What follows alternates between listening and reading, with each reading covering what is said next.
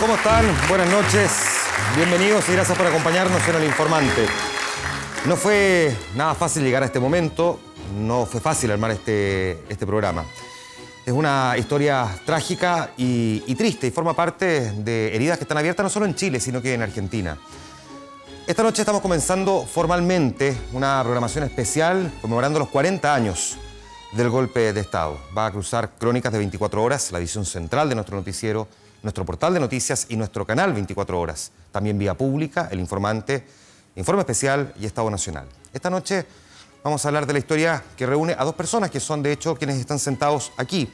Es una historia la misma, pero que tiene miradas distintas. Es la primera vez que se juntan en público a conversar sobre lo que se vivió hace 40 años. Una víctima cuyos padres fueron asesinados, un uniformado que tomó a ese niño de 2 años y lo entregó a un convento. Una historia que tiene matices y también hartos cuestionamientos. Los vamos a mirar con altura de miras aquí en El Informante. Además, vamos, entre otras cosas, a estar conversando con Giorgio Jackson a propósito de este blindaje que ha provocado tanta controversia. Estamos comenzando. El Informante, acompáñenos.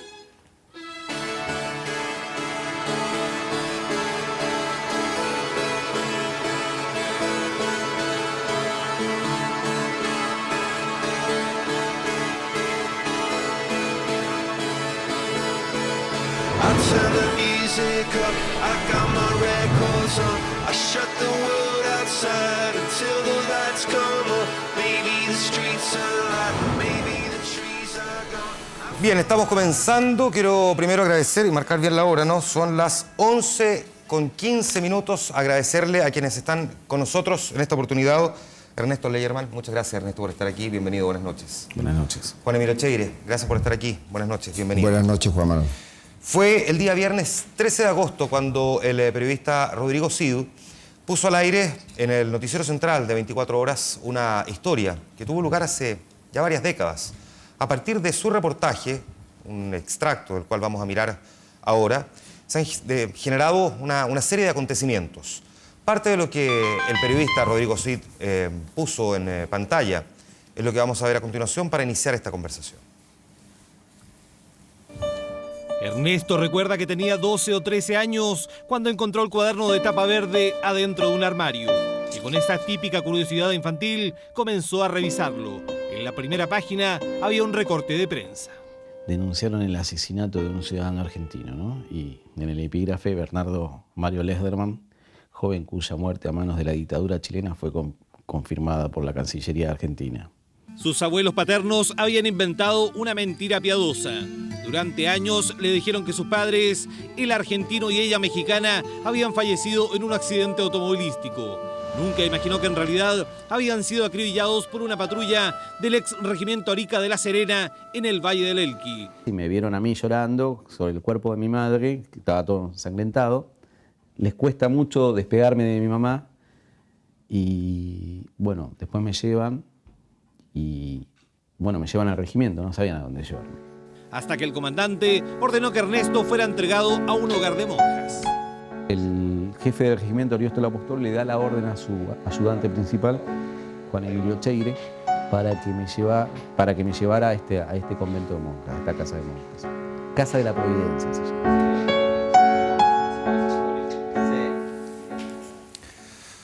A partir de este reportaje del periodista Rodrigo Cid, que a todo esto está en el portal 24horas.cl para verlo completo, surgen una serie de titulares de prensa, de informaciones y también de reacciones que derivan luego en cuestionamientos al propio Juan Emilio Cheire.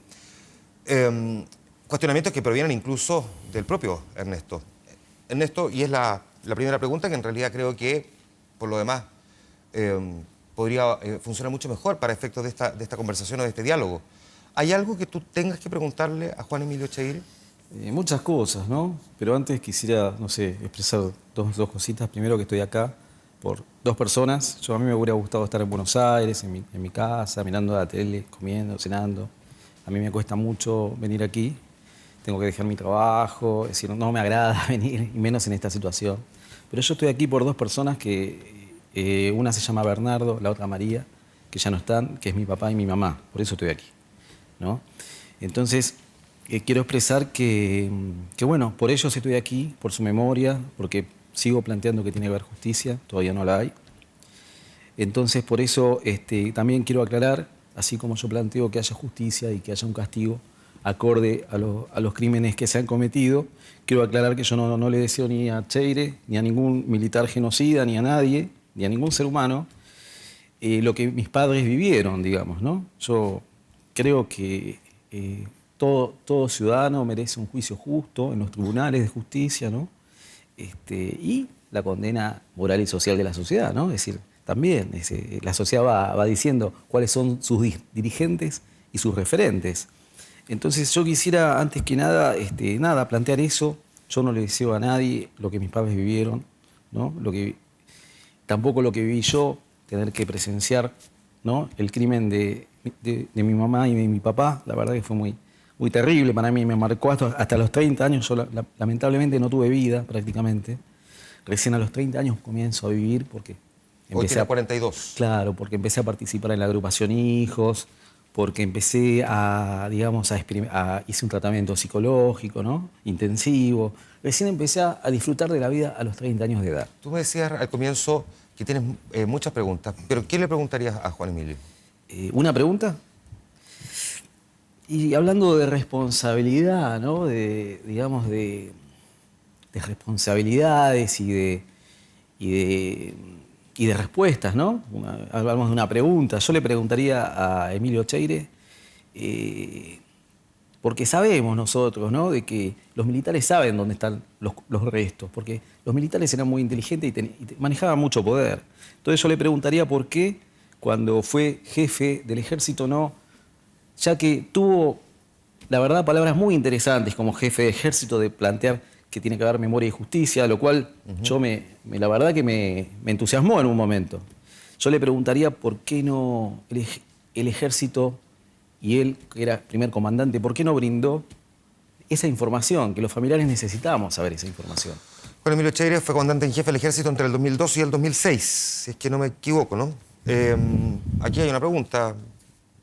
También, Juan Manuel, yo querría, igual que Ernesto, decir por qué estoy aquí.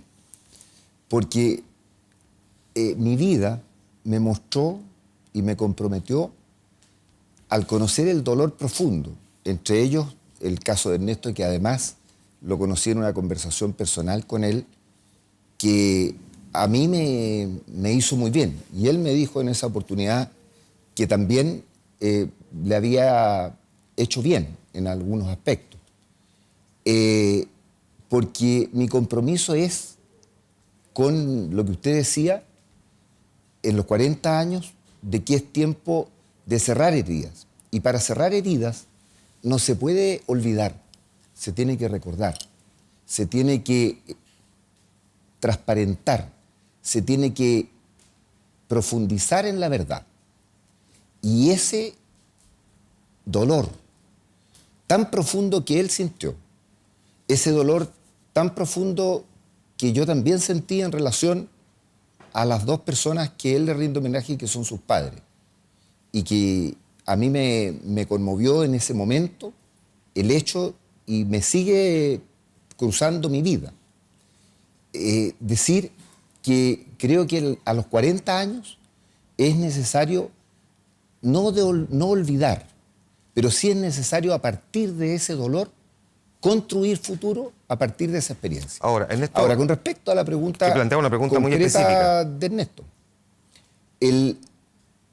el compromiso con la verdad que yo asumí como comandante en jefe fue integral.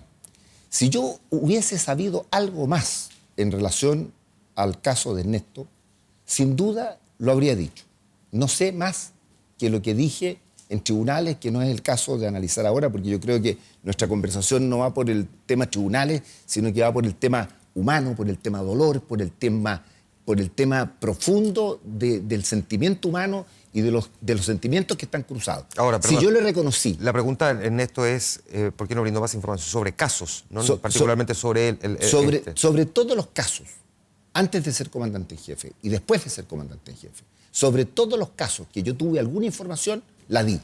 Si yo no omití nada en relación a temas tan tremendos como los lanzados al mar, si yo no omití nada con respecto a asumir la responsabilidad del ejército, que ningún comandante en jefe del ejército ha hecho en el mundo, en cuanto a la responsabilidad que teníamos en los crímenes del pasado.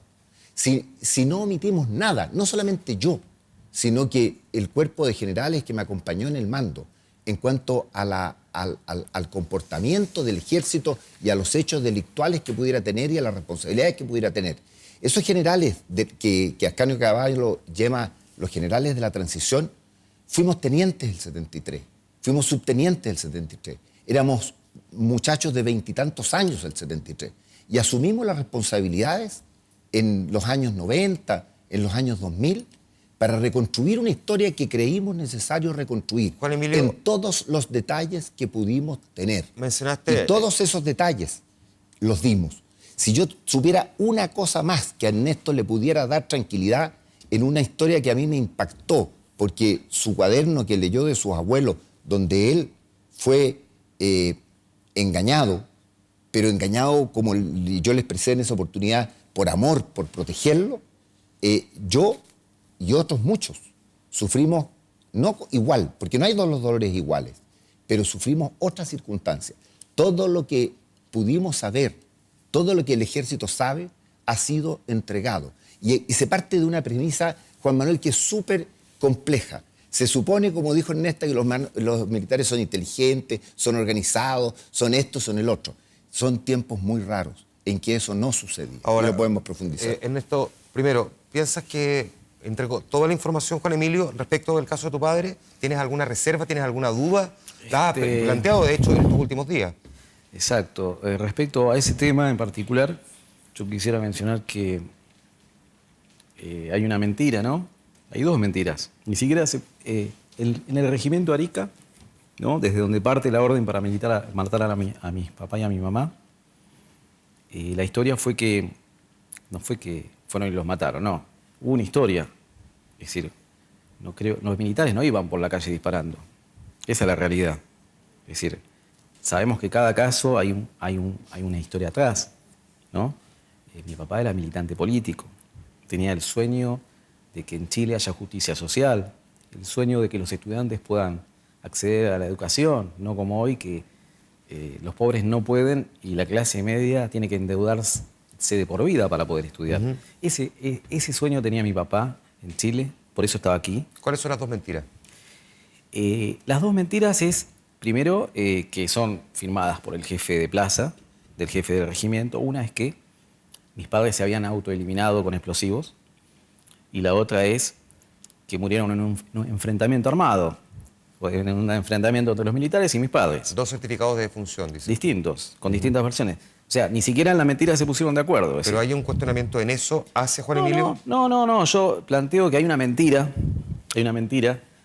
que surge el día que matan a mi papá y a mi mamá en mi presencia, que yo también quiero aclarar que yo soy un sobreviviente, ¿no? Que estoy aquí, pero de casualidad, porque las balas eran muchas, de lejos. Mi mamá tenía 24 años de edad, estaba conmigo en brazos, es decir, los militares entraron a disparar. Es decir, cuando yo estaba con mi mamá solamente, mi papá estaba a varios kilómetros de ahí en ese momento. Cuando mi papá escucha los disparos, viene corriendo desesperado. O sea, digo, los militares cuando ven a una mujer, una guagua en sus brazos, disparan. Es decir, no hay ninguna razón para pensar de que les dispararon porque sí. Es decir, del momento de la muerte de tus padres vamos a hablar en un segundo más. Solamente quiero completar una parte de la historia que creo que está pendiente. Bien. Y es que a esta reunión que tú citaste hace algunos años estuvo presente también, quien era tu abogado, Héctor Salazar. Conversé en Noticias 24 ayer. La idea? Sí, por favor.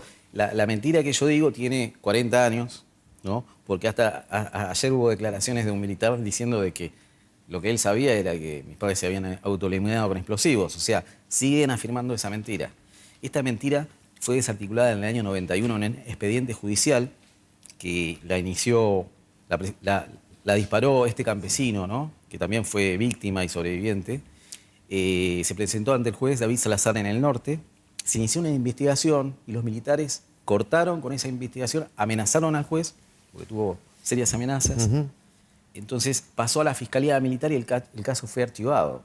Es decir, esta mentira, continúa, ¿no? En el año 2000, Cuando yo me presento a los tribunales de justicia, planteo el caso y recién en el 2004 hay un avance en la investigación. Esta mentira continúa. Y cuando yo escucho las palabras interesantes de Emilio Ocheire, que él está de acuerdo con la verdad y la justicia y la memoria, yo planteo, bueno, si está de acuerdo con eso, ¿por qué no cuenta lo que pasó con mi mamá y mi papá? Entonces le dirigí una carta pública en donde más o menos lo felicitaba a Ocheire por esas palabras, porque la verdad me parecieron muy interesantes. Entonces le planteé, ¿por qué no cuenta lo que pasó con mi mamá y mi papá? Esta es una carta que tú dices que Juan En el Emilio no 2004, respondió. En el 2004 la hice pública, salió publicada. Recién ayer Emilio Ocheire se pronunció al respecto. Nunca respondió, nunca, inclusive con Salazar estuvimos intentando generar un encuentro desde el 2004, nunca no, lo pudimos hacer. Recién en el 2009 lo pudimos, ya cuando el juicio había terminado, ¿no? Y recién ayer hay una pronunciación pública. Entonces yo me pregunto, mi interrogante es ¿por qué tantos años de silencio, no? ¿Por qué tantos años, Juan Esa Emilio? mentira a la que alude Ernesto es la misma mentira de la cual soy víctima yo. Una mentira que se mantiene hasta los años que dice Ernesto, por las circunstancias que dice Ernesto. Esa mentira que hay una verdad oficial que se nos comunica a nosotros y que creemos. De la carta del 2004, Perdón, pero nunca Juan Emilio... yo nunca dudé. ¿Por qué? Porque no tuve ningún antecedente para dudar. Pero ¿no te hizo en algún momento cuando te dicen que los padres de este niño se habían dinamitado en el fondo? Sí. ¿Nunca te cuestionaste por qué se dinamitaron Me impresionó y se lo dije a él. y que no haya muerto él? No, porque lo que se decía es que él había sido encontrado como en una caverna, en un lugar protegido. Atrás de una piedra. Detrás de una piedra, una Pero cosa así. no hubo ningún cuestionamiento. No, fue tal mi impresión de ser humano, yo tengo una hija de la misma edad de Ernesto, que como dos padres, y se lo dije a Ernesto en esa oportunidad, como dos padres dejaban a su hijo por un pensamiento, por una ideología, por un sueño, y que era una expresión extrema, no sé si de protección o de qué. A mí me cruzó mi vida, porque no lo pude entender jamás. ¿Y cuándo me doy cuenta yo?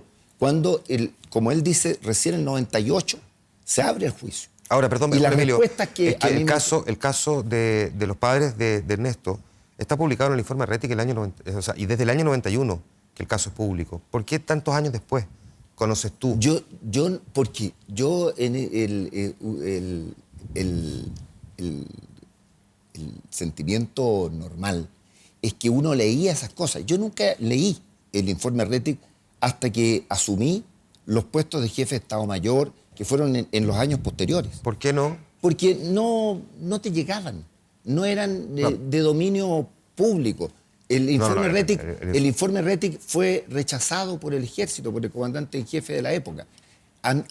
Yo soy el que reconozco por primera vez el informe Valech y asumo que el informe Rettig tiene validez.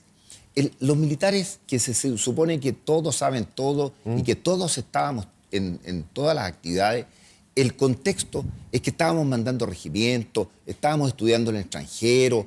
Este tema te cruzaba humanamente. Yo jamás dudé, pero ni un día, de la terrible versión que después fue mentira. Tal como Ernesto, yo creo que jamás dudó de la historia de sus abuelos, que le contaron por otras razones, le mintieron por otras razones, por protegerlo, porque él me dijo que en Argentina había una represión brutal y que sus abuelos lo que hicieron, y yo concordé con él, era protegerlo porque si sabían que era hijo de un, entre comillas, extremista, perseguido, víctima de lo que fue víctima, podían afectarlo a él. Ya, solo para aclarar una cosa. Tú dices que es un caso que marcó tu vida. Marcó mi vida. Ni siquiera, perdón, es que para completar la pregunta, ni siquiera por marcó, curiosidad, cuando se publica un informe sobre ejecutados políticos y detenidos desaparecidos, que marcó una época en donde el presidente de la República lloró, ni siquiera en ese momento, por curiosidad, revisaste el informe para saber si aparecían los padres de este niño que te había marcado la vida? Yo en esos años no tuve, no sé, el detalle, la preocupación, el tiempo, no por darme el tiempo, sino que porque estos hechos los veía como lo que eran. Ahora el marcar la vida de una persona, te marca la vida en un sentido de impresión, que creo que de profundo dolor, porque a mí, en el momento que sucedió, el dolor por los padres de él lo sentí profundamente, igual que el dolor por él. Pero el momento también de que cuando te das cuenta que has sido engañado, te has dado cuenta que te has sido engañado con una verdad oficial a la cual no has dudado, como tú me lo presentas, ni un día, por diferentes circunstancias, yo asumo un compromiso y ese compromiso lo mantendré de por vida, de actuar en mis actos, asumir las responsabilidades que tengo que asumir. Y esas responsabilidades los asumí con fuerza, con dedicación y con acciones. Y no solamente yo, sino que todos los que formamos parte de una generación que en ese tiempo nunca, creo yo, estuvo involucrada en el detalle al que tú hoy día mencionas, como que podríamos haber tenido mucha más claridad. Esa claridad no la tuvimos. Invierto los roles. Si yo hubiese sido jefe del ejército y hubiese sentido ese dolor que plantea Cheire, y el niñito esa guavita de 2 años, ya es más grande, y le plantea que está de acuerdo con las palabras y que le plantea por favor que hable, yo lo hubiese atendido de inmediato. Pero son procederes, digamos, que yo haría, yo actuaría así. Cheire no actuó así. Es decir, no lo estoy juzgando, es decir, es lo que pasó. Yo haría otra cosa. Pero lo que yo me pregunto y yo me respondo es que ¿por qué cuando con Salazar tratamos de ubicarlo, le hice una carta pública porque no fue posible ubicarlo? Era el jefe del ejército. Todos sabemos el poder que maneja los militares, sabemos que Cheire es de los mejores militares, ¿no? Tiene una gran preparación, es decir, mucho poder en Chile, ¿no? Eso lo sabemos todos. Fue el hombre del año en un momento. La primera vez que yo hablé con él, la primera vez que me llamó Salazar, yo concurrí de inmediato. Ahora, les quiero hacer un alto aquí porque falta Héctor Salazar aquí. Pero está sentado aquí. Dame un segundo en esto sí. Antes, que necesito que también la versión de Héctor Salazar, con quien yo conversé ayer, durante la tarde, en el canal 24 Horas, y parte de la conversación es muy breve, quiero que la veamos a continuación porque él también tiene un punto de vista al respecto. Para mí, como abogado, la complicidad está claramente definida lo que significa. Y por lo menos la investigación judicial que se hizo en su oportunidad respecto a este caso, no hay ningún antecedente que configure una complicidad del en ese entonces teniente Emilio Cheire en estos hechos. Quisiera separar en qué plano de responsabilidad estamos hablando. Si son responsabilidades penales, la investigación judicial no estableció responsabilidades penales. Pudiera ser, y es un asunto que el propio general Cheire va a tener que aclarar, si hay otro tipo de responsabilidades, ya sean de mando, política o morales, involucradas en este tema. Pero desde el punto de vista penal, no hay antecedentes conocidos en el proceso que establezcan un grado de participación de él en esos delitos. Parte de la entrevista que le hicimos, con Carolina Escobar el abogado Héctor Salazar. Él plantea que desde el punto de vista penal no hay responsabilidad y si hay alguna responsabilidad desde el punto de vista moral le corresponderá a Juan Emilio Cheire. Déjame preguntar primero, ¿sigue siendo Héctor Salazar tu abogado? Una cosa que yo creo que es importante. Dame un segundo, Juan Emilio. Necesito que responda. Lo penal es importante, sí, pero lo humano es más importante. Vamos a ir a ese punto de inmediato, si no tenemos apuro en esta conversación. Primero, para saber, porque quedan ciertas dudas, si Héctor Salazar sigue siendo hoy tu abogado. No, Héctor Salazar fue mi abogado, lo hizo muy bien, le tengo mucho respeto. Fue mi abogado hasta el 2009, ya no lo es, ya no es más mi abogado. Pero yo quisiera también aclarar que yo creo que nosotros, yo en el 2004 le emití una carta pública a Emilio Cheire, donde le planteo que por qué no dice lo que sabe. Él era ayudante del jefe del regimiento Arica, el ayudante en una línea de mando del ejército es la primera persona por debajo del jefe del regimiento. Y entonces yo le planteo por qué no cuenta a la justicia, ¿no? Y a la sociedad chilena todo lo que pasó. Recién cuando termina el juicio, en el 2009, accede a una reunión con Salazar, ¿no? Que Salazar me avisa y yo voy a la oficina. Pero yo creo que el señor Cheire está dando la cara porque en este minuto la sociedad chilena está pidiendo una respuesta, no solo yo. Ahora, dijo Héctor Salazar en esta misma entrevista también que durante estos últimos días hubo un intercambio de correos electrónicos entre ustedes dos. Él lo hace público, por lo tanto me imagino que parte yo le de esto mandé ya lo puedo un contar. correo electrónico, el cual Héctor Salazar hizo público. Donde tú le dices que no le atribuyes una responsabilidad, pero piensas que sí podría tener información. No. Yo lo que le digo a Héctor Salazar, porque Héctor Salazar me pregunta que Cheire estaba nervioso, que no sabía qué ánimo tenía yo. Yo digo, no, que se quede tranquilo, que yo no tengo ni espíritu ni de revancha, no tengo odio. Y lo repito otra vez, no le deseo ni a Cheire ni a ningún genocida lo mismo que pase yo. Te dejé pendiente con Ernesto, Emilio lo siguiente. Ernesto afirma que no le desea a Cheire ni a ningún genocida. Yo no soy ningún genocida. En relación a la respuesta, yo de la carta, francamente, no tengo conocimiento ni noción. Yo contribuí todas las veces que fue necesario y toda mi verdad contribuí a los tribunales. Pero yo creo que aquí hay un asunto más allá de los tribunales. Hay un asunto humano, hay un asunto de pena, hay un asunto de dolor causado, que es a mí el que me importa y el que me hace estar aquí. Yo nunca he rehuido ningún contacto ni dar la cara ante nadie. Yo no estoy aquí porque lo demanda la sociedad. Lo que presentó la semana pasada Televisión Nacional no es la primera vez que se presenta. Esto ha sido publicado, ni lo que dice una columna en el Mercurio de que como que esto está oculto. Esto ha salido en múltiples partes y en múltiples oportunidades en la prensa escrita, en los medios de televisión y en la radio.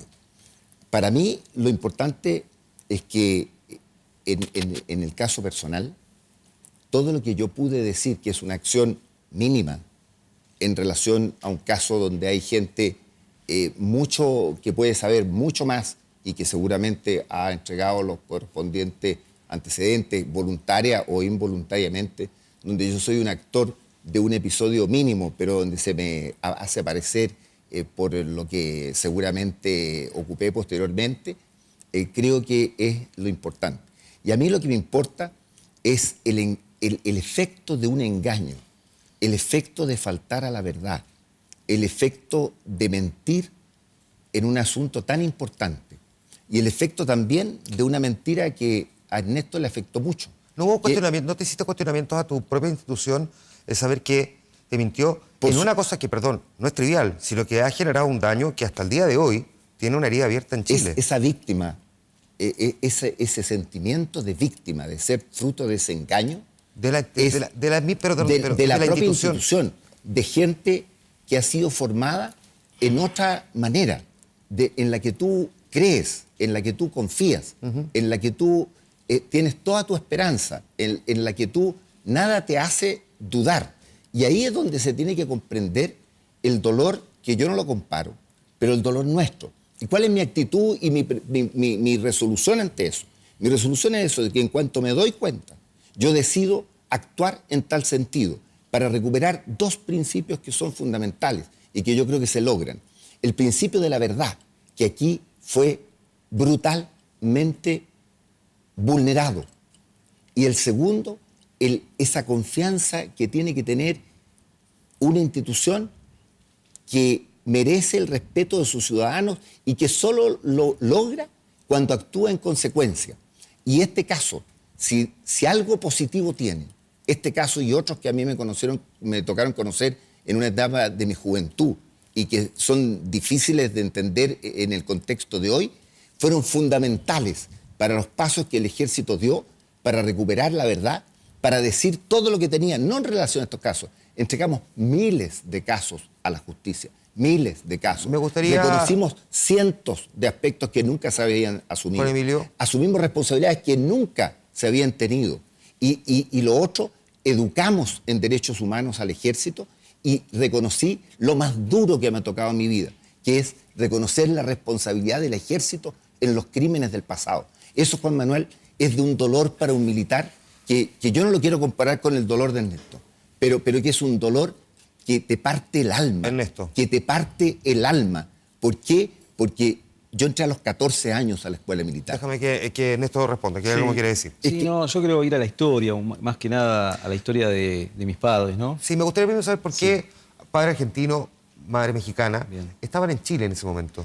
Y mi papá, más que nada mi papá, tenía el sueño, era un joven idealista, tenía 24 años cuando llegó a Chile, mi mamá tenía 21, eran jóvenes que la verdad que vieron que el camino al socialismo por vía democrática y pacífica, por la vía pacífica, ¿no? Era un camino nuevo, interesante, y vinieron a apoyar ese proceso. Por ahí mi papá en algún momento se equivocó en dónde militaba, pero después, una vez en el norte, se alineó con la Unidad Popular y ahí trabajó en pos de este proyecto. Claro que para mantenerse primero trabajó de empleado como diseñador en una fábrica de muebles, después llegó a ser el gerente de la fábrica de muebles, ¿no? En la ciudad de Vicuña, ¿no? Mi papá estaba muy marcado porque mi papá era argentino, era judío, era blancón, es decir, era casi abogado, o sea, tenía una cierta preparación, ¿no? Y era muy por la derecha, lo tenía muy marcado en una ciudad prácticamente rural, ¿no? Entonces, mi papá ya sabía que en el momento del golpe él se tenía que escapar, eso era evidente. Lo que él no midió es lo que le podía pasar a su esposa o a mí, ¿no? Porque yo podría haber sido víctima. Según tú has reconstruido esta historia, tomas esa conciencia en qué momento, porque esto ocurre en diciembre. Exacto. El golpe es en septiembre. Exactamente. Toma la conciencia en qué momento. ¿Hay algo, Mira, a partir de lo que tú has podido reconstruir, sí, acá que le hace pensar que se tiene que ir y que es ahí cuando se produce Claro, porque el doble asesinato? la idea de él era escaparse, está oculto por los compañeros. Después, la idea de él era que atravesemos la cordillera y que nos salvemos. Es decir, que en realidad él era el que más estaba en duda, que por ahí lo podían detener, lo podían torturar, lo podían matar. Él sabía que le podía pasar eso, lo que nunca me lo cuentan los compañeros, ¿no? Porque yo con 2 años de edad nunca hubiera podido entender ni recordar, pero los compañeros me cuentan los compañeros de mi padre, de que él tenía la idea de escaparse a la Argentina, con su familia, con su esposa y su hijo. La historia fue así. Yo era una guagüita, perdí un zapatito. El campesino que nos ayudaba, Luis Ramírez, que es el que denuncia a la justicia, se contacta con un profesor, ¿no? Este profesor compra unos zapatitos para mí. Parece que estaba medio copeteado ese día. Bueno, son cosas que pueden pasar, ¿no? Cualquiera de nosotros no puede pasar. Y comete el error de darle a un taxista que él conocía, le tenía confianza, le da la cajita y le dice, estos zapatitos son para un argentino que está con una mexicana, bueno. Y este taxista parece que era un sapo. Este taxista va al regimiento Arica, ¿no? Y del regimiento Arica salen a detener al profesor. El profesor es detenido, llevado del regimiento Arica, en La Serena. El profesor es torturado, golpeado, amenazado, ¿no? El profesor tiene que delatar al campesino Luis Ramírez. Cabe destacar que el profesor siguió detenido durante mucho tiempo, porque yo después me lo reencontré y me lo contó. Cuando me veo a mí se paralizó del miedo, ese hombre estaba hecho mierda, ni me podía hablar. Y después de varios años pude reencontrarme de vuelta con él y me pudo hablar, es decir, estaba destruido. Y después me contó que estuvo mucho tiempo detenido y torturado en el regimiento Arica. Bueno, cuando plantea el conocimiento de Luis Ramírez, van los militares, detienen a Luis Ramírez, lo llevan al regimiento, también lo golpean muchísimo, lo amenazan y le amenazan a su familia, ¿no? En el regimiento Arica. Y luego lo obligan a conducir a la patrulla militar a donde estaban mi mamá y mi papá. Y ahí los matan primero a mi mamá, después a mi papá. Y bueno, lo que ya sabemos, ¿no? Que la patrulla me lleva al regimiento y en el regimiento Ariosto Apóstol, el mismo que había dado la orden a los militares, a la patrulla para que maten a ese argentino, y no sé si dio la orden que maten a mi mamá y que me maten a mí, pero seguro que impartió la orden de que maten a mi papá. Eso es así porque los militares cumplen órdenes, por eso son militares, es obvio. Entonces, cuando me llevan a mí al regimiento Arica, el Ariosto Apóstol, el jefe del regimiento, le da la orden a Emilio Cheire para que me lleve a una casa de monjas. Dame un segundo aquí. ¿Cuál era exactamente la función que en esos mismos meses estaba cumpliendo Juan Emilio Cheire, de 25 años, ¿no?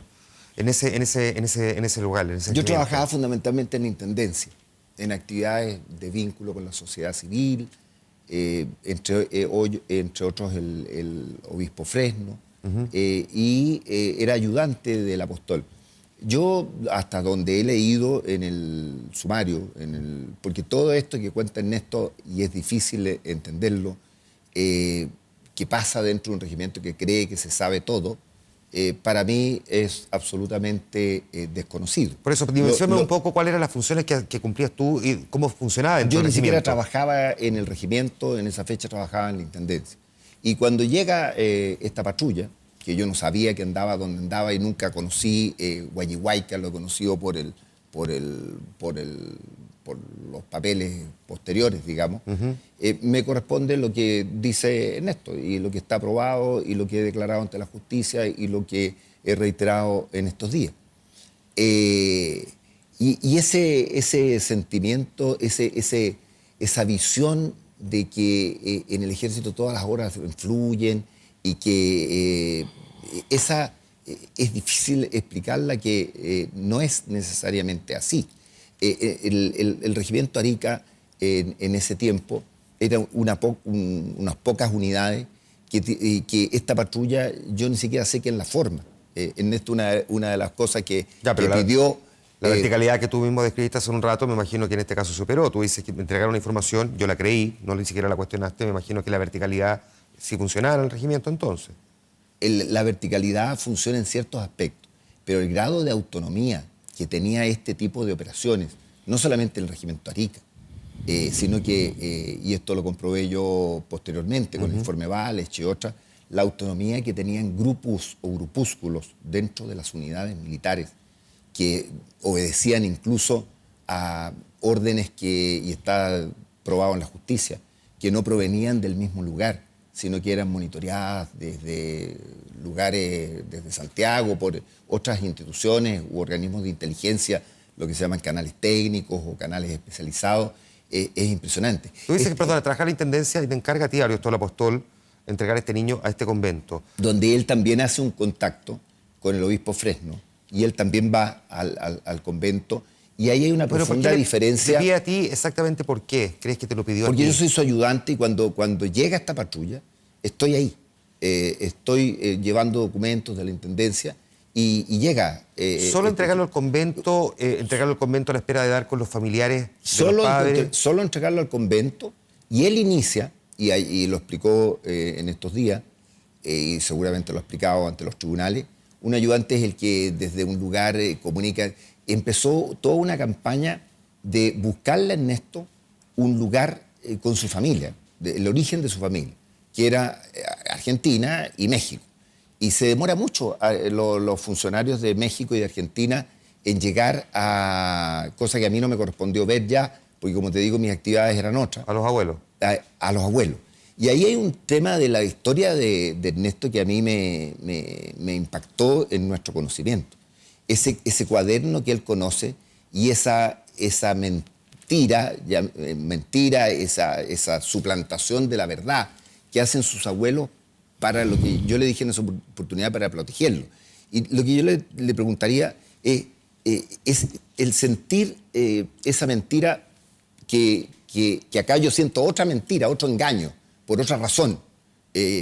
Esa mentira y ese engaño que él siente, que me contó él, que le afectó profundamente en su vida, tiene una expresión de razón que yo la encuentro tremenda, pero hermosa para entenderla.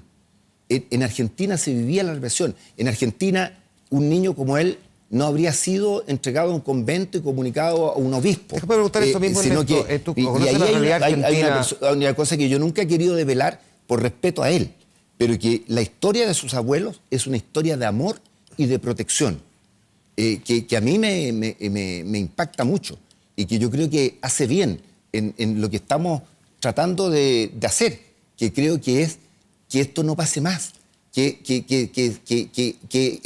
estas personas que tienen sueños como sus padres puedan vivir, que las personas que yo tenía la misma edad de su padre, que las personas que teníamos sueños como los míos puedan tener una vida normal y no la vida que nos ha cruzado con estos dolores, estas desesperanzas y estos problemas. En Argentina, a diferencia de Chile, los niños eran vendidos, se los quedaban los militares. No fue tu caso. ¿Cómo interpretas tú el que después de haber mandado a matar a tus padres, te entregaron a un convento y que dijeron busquen a sus abuelos? Bueno, comparando con la Argentina, yo puedo plantear, por ejemplo, en Argentina hay un caso de un chileno que fue detenido desaparecido, José Poblete. Su hija fue apropiada por los militares, ¿no? Bueno, por este caso, hace 8 años, la justicia argentina determinó cuáles son los responsables y dictaminó una condena, una condena perpetua, de por vida a los militares, ¿no? Se consideró el crimen de lesa humanidad. En Chile, en el caso de un argentino, mi padre, se condenó solamente a 3 militares cuando había otros que también estaban procesados por la justicia y acusados. Otros militares nunca fueron llamados a declarar por tener poder. Sabemos nosotros, no somos ingenuos, sabemos del poder que tienen muchos generales, sabemos mismo el poder que tiene Cheire y que tuvo Cheire. Ya, pero yo te pregunto, ¿cómo interpretas tú que a diferencia de lo que sí era sistemático en Argentina, Sí. en este caso, a ti, a pesar de que tus padres lo habían matado, alguien decidiera buscar a los familiares de esos padres asesinados para entregarte a ti allá? Esto fue al revés. Esto fue al revés. Con mi familia, ningún funcionario ni diplomático ni de Chile, ni de la Argentina, ni de la Embajada de Chile se comunicó. Mi abuela fue desesperada a suplicarle al general, a Perón, otro militar, por favor, que necesitaba encontrar a mí y a mi mamá. Se suponía que mi mamá estaba viva porque el militante era mi papá, no mi mamá. Mi mamá era una joven de 20 y pico de años que no solamente me cuidaba a mí. Entonces, las versiones eran que mi mamá estaba malherida, ¿no? Y solamente eso. Entonces, es el servicio diplomático argentino que empieza las gestiones desesperadas para... y llega a haber una tensión. De hecho, mi abuelo quería viajar y del servicio diplomático le cuentan que está muy difícil la negociación, muy difícil, y que de ninguna forma puede viajar porque corre en riesgo su vida. Es decir, del servicio diplomático de la Argentina. Entonces es por esto que yo entiendo de que en realidad estuve 1 mes o 2 meses en Chile, tuve un tiempo prolongado, no estuve 1 semana, 3 días, es decir, hubiese sido muy rápido. ¿Y por Sí. qué sus abuelos no le comunican la verdad de lo que había pasado, Ernesto? ¿Cómo interpretas eso? ¿Por qué crees que tus abuelos no te dijeron lo que realmente había pasado con tus padres? Mire, en la Argentina hubo una dictadura militar. Del También. 76 al 83. Exacto. No, pero ya en el 74 estaban matando mucha gente. Entonces, mis abuelos interpretaban que si le decían a una guagua lo que había pasado con sus padres y esa guagua iba al colegio y contaba, era peligroso también en la Argentina. Es decir, por eso optaron por ocultarme y recién cuando fui adolescente me hicieron, me acercaron el cuaderno. Según tú, Ernesto, según tú, Juan Emilio, parto contigo, ¿cómo se avanza, si es que se puede, no sé si es la palabra, pero se cierra esta etapa, o cómo se consigue el perdón y se sigue avanzando? En un episodio en el que tú eres protagonista, primera Bien. persona, tú eres víctima. Sí. ¿Cómo se hace? Bueno, yo digo una cosa.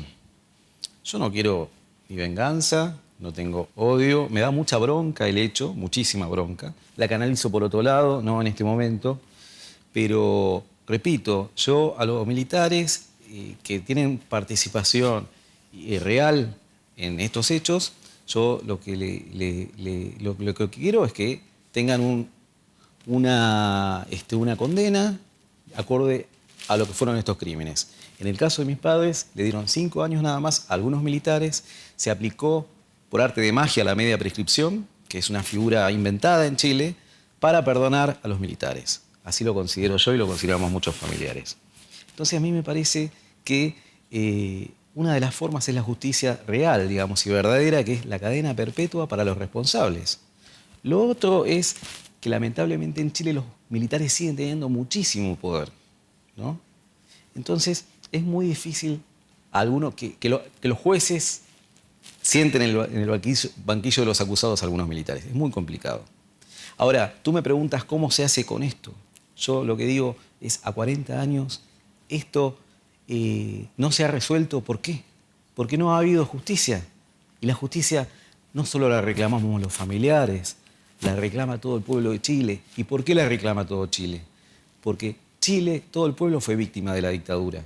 No solo las miles de víctimas fatales, sino las decenas de miles que fueron torturadas, los cientos de miles de chilenos que se tuvieron que ir del país.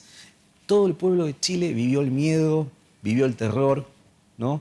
Y para que eso, como tú dices, para dar una vuelta de página, tiene que haber justicia, nada más que eso. Juan Emilio, la misma pregunta, porque a esta altura da lo mismo la posición ideológica con que cada quien mire esta historia. Definitivamente esta herida sigue estando abierta y muy presente. Ya han pasado 4 décadas. Vamos a cumplirla en, ¿qué? Menos de un mes más. Las heridas que se abren tan profundas y tan dolorosas siempre van a estar. Incluso cuando se cierran, dejan una marca.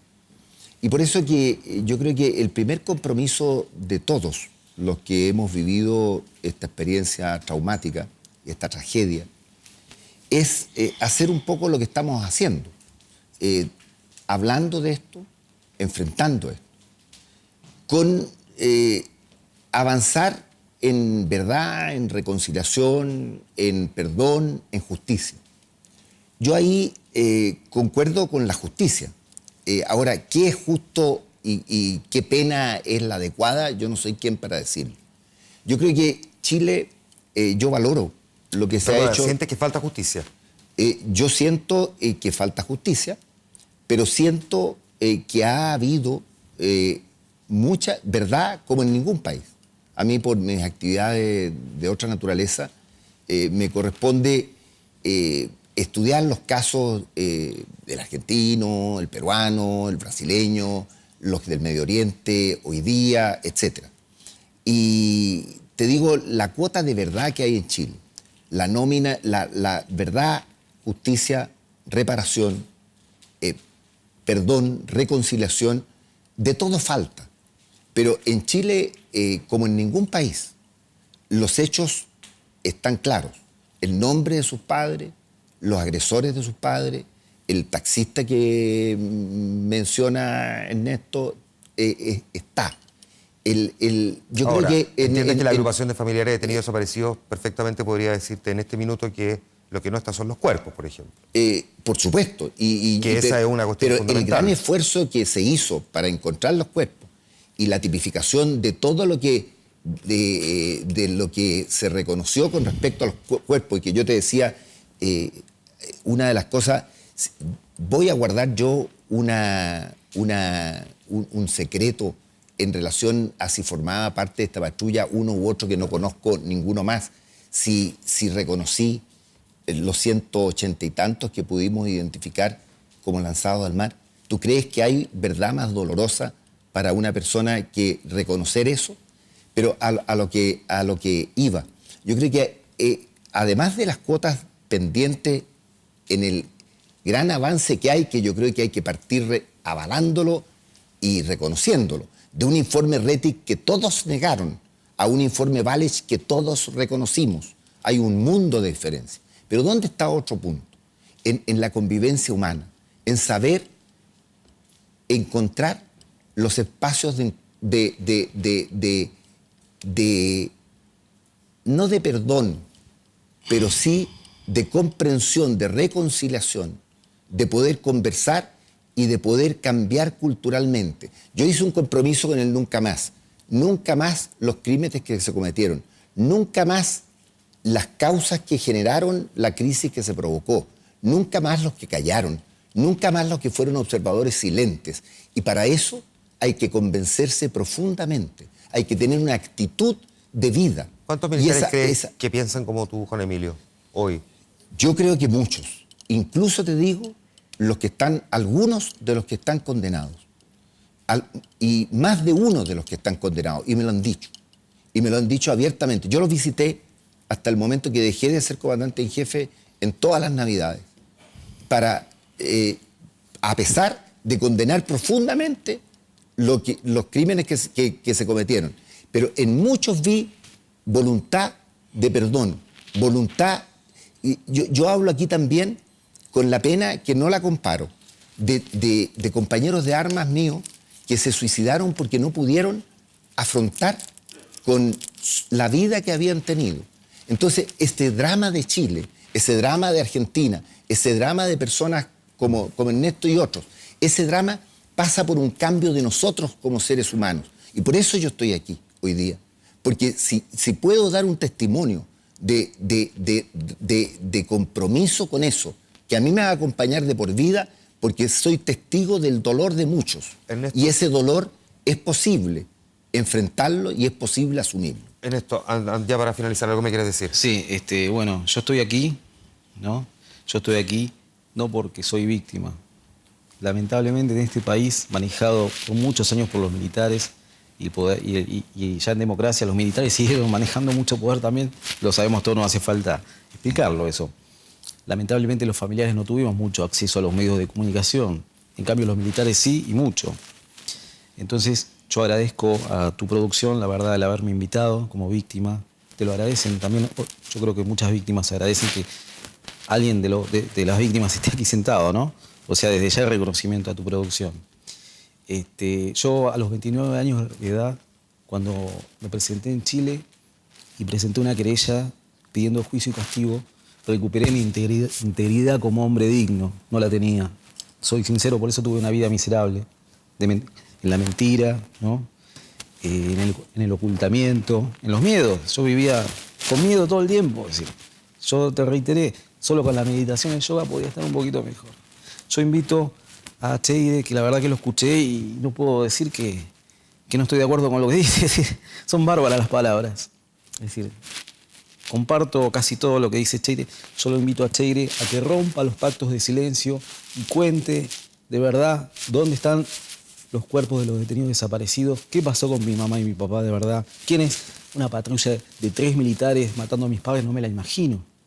Yo sé que eran más de 10, más de 20. No van a ir 3 militares a matar a una pareja de extremistas, es decir, según los militares. Entonces, yo lo que invito al señor Cheire a que le dé contenido a todas esas palabras y rompa los pactos de silencio que tienen en la familia militar. Juan Manuel, yo con respecto a este tema no le puedo aportar más porque no sé más. Y créeme que si supiera una palabra más, si he dicho todo lo otro que he dicho y si estoy aquí, se la diría y se diría de corazón y de verdad. No la sé. Y con respecto a los pactos de silencio que a mí no me consta que existan, cuando se cerró el seminario de derechos humanos en que invitó el ejército, no me acuerdo si el año 2004 y 2005, yo en las últimas palabras de mi discurso, que lo puedes ver, y que fue el senador Núñez, el senador Larraín, que están sacando un libro ahora en que a mí me toca escribir un capítulo que se llama Las Voces de la Reconciliación. Yo, con todo el poder que ostentaba en ese momento, ahora no ostento ninguno, llamé formalmente y enfáticamente, y que con todo el poder del comandante en jefe del ejército, y exigí que quienes tuvieran una palabra, una cosa que aportar, lo aportaran. Y algunos que acusan de eso, de utópico, de que no rindió efecto.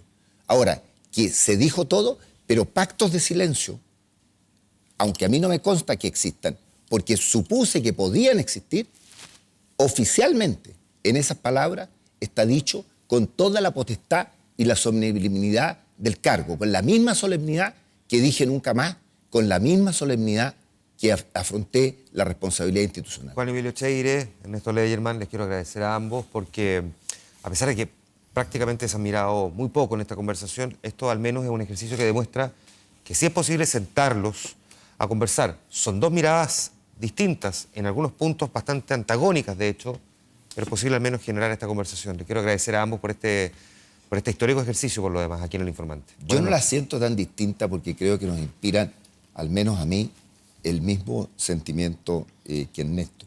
Si no, no estaría aquí. Muchas gracias, Yo Juan quiero Emilio. decir una cosa también. Nosotros los familiares lo único que planteamos es justicia, nada más que eso. No planteamos reconciliarnos con los militares genocidas.